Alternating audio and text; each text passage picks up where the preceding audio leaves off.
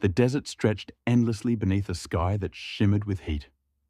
Wind drifted across the dunes, whispering through ridges of sand that looked like waves frozen in motion.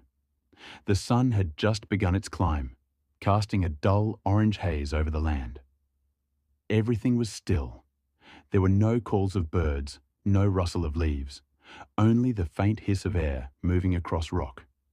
From beneath the sand, the ground trembled slightly. Grains shifted. A mound of dust began to rise and fall as something massive stirred below the surface. Then, with a deep, rasping exhale, a head broke through. Scales coated in grit, jaws crusted with dry soil. The creature's eyes opened slowly, round and yellow, pupils narrowing against the light. It was the Mapusaurus, an apex predator of its age, a creature built for power and endurance. It pulled itself from the ground with slow, heavy movements, sand cascading down its flanks. Each muscle moved beneath thick skin patterned with scars and dust, telling stories of survival. When it stood fully upright, its shadow stretched across the ridge behind it, long, uneven, and sharp-edged.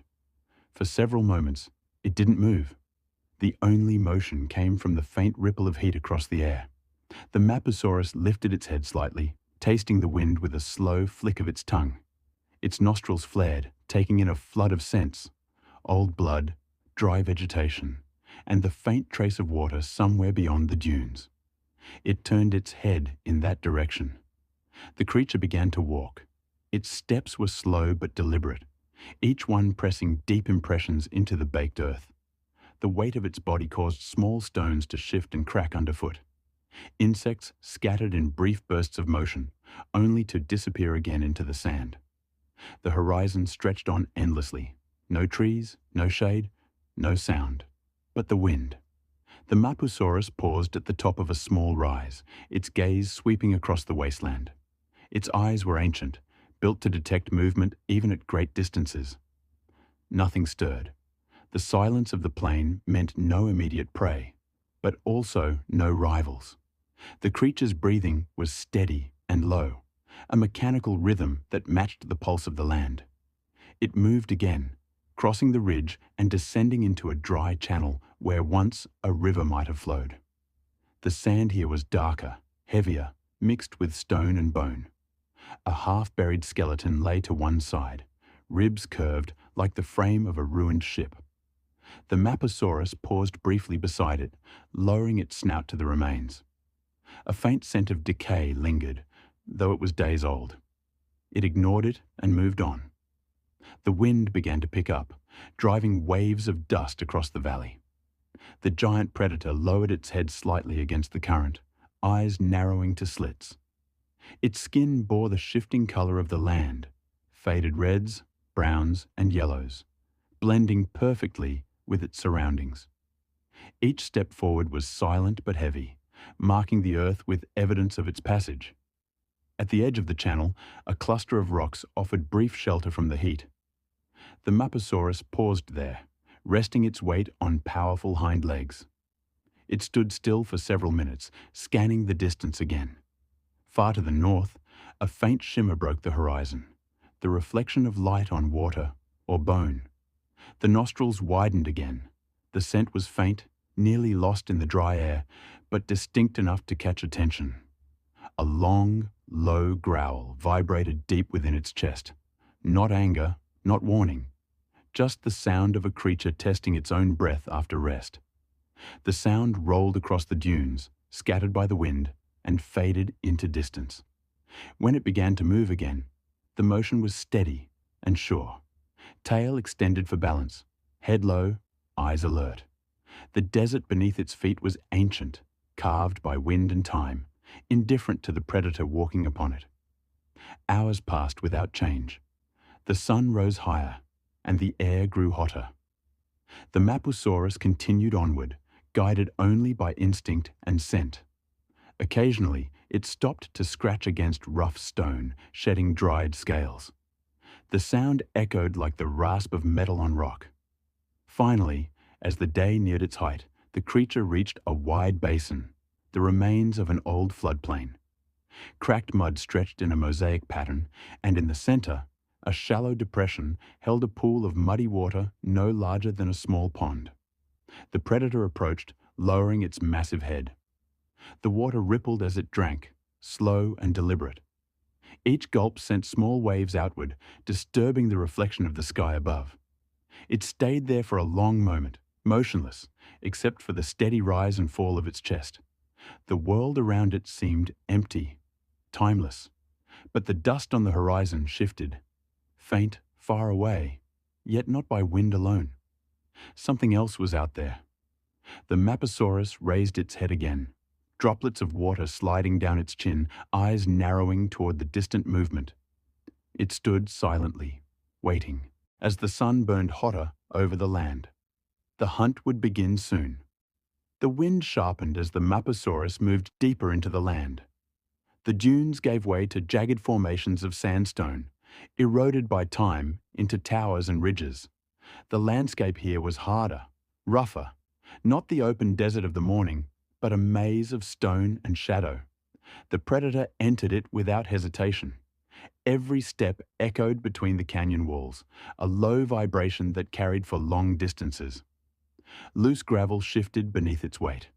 Now and then, the creature paused, nostrils widening, tongue flicking out to taste the air. The scents were many: dry dust, old carcasses, mineral traces from rocks, and something faintly animal. Musk carried from somewhere ahead. The Mapusaurus followed that direction, head held low. Its tail swayed with slow precision, counterbalancing its forward momentum. Muscles rolled beneath thick skin like machinery at work.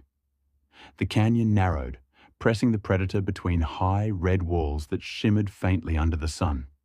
At one point, the animal stopped and leaned close to a rock face, its nostrils almost touching the surface. There, beneath the baked crust, a faint mark. Claw scars, deep but worn by time. Another carnivore had passed here once. The scent was weak, fading, yet still readable to a nose built for survival. Mapusaurus released a sound, not a roar, but a low, guttural vibration that traveled through the ground more than the air. Pebbles jumped with the force of it. The call served its purpose: a declaration, a warning, a reminder to any hidden rival that the canyon belonged to something larger now. Silence returned. Only the wind answered, moving dust in slow spirals. The predator advanced again, weaving through the maze. It came upon bones scattered at the base of a rock slope, ribs of some smaller herbivore, sun-bleached and picked clean. A skull lay nearby, split open. The Mapusaurus sniffed it, tongue sliding across the bone. Nothing fresh. The creature moved on, uninterested. As the sun climbed higher, the temperature within the canyon rose. The air grew thick, trapped by stone. The animal's mouth opened slightly, tongue lolling out as it cooled its blood through shallow breaths. Flies began to gather around its sides, drawn by the scent of older kills still clinging to its scales. The predator ignored them, eyes fixed ahead. The path widened again after several minutes of steady movement. The canyon opened into a broad basin, ringed with cliffs.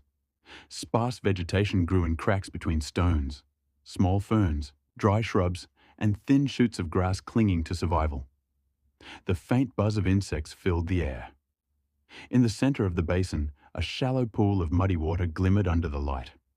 Around it, tracks converged, small, large, round, clawed. Dozens of species came here to drink.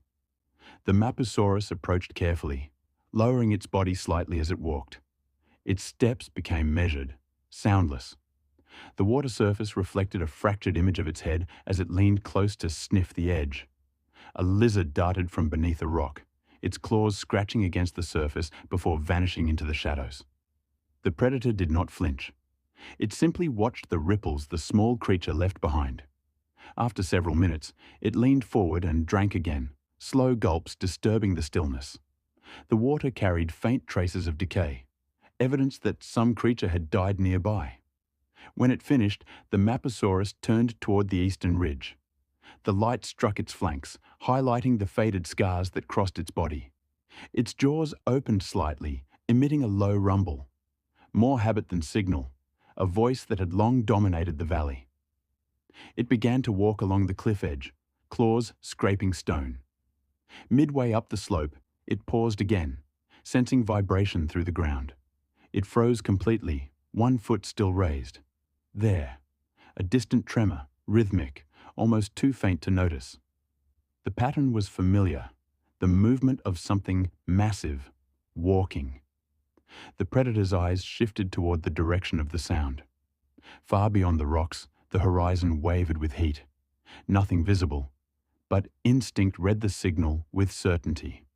Prey, far but near enough to find. The Mapusaurus stood motionless for a long moment, reading the land. Then it turned toward a narrow channel leading out of the basin and began to move with renewed focus. Its steps were slow but silent, each one placed carefully. By midday, it had crossed into an open plain once more. The ground changed from rock to dry clay. Thin cracks ran across the surface like veins.